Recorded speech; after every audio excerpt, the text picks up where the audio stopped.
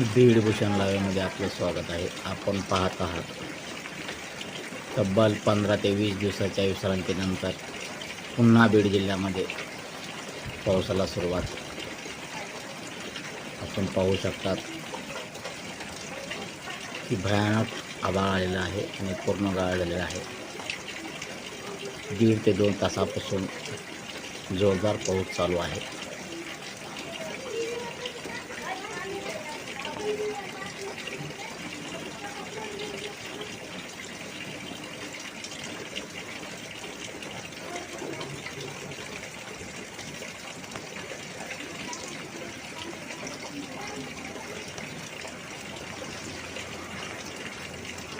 नागरिकांनी छत्र्या गुंडाळून ठेवलेल्या, आता पाऊस चालू झाल्याने पुन्हा छत्र्या बाहेर निघल्या आहेत.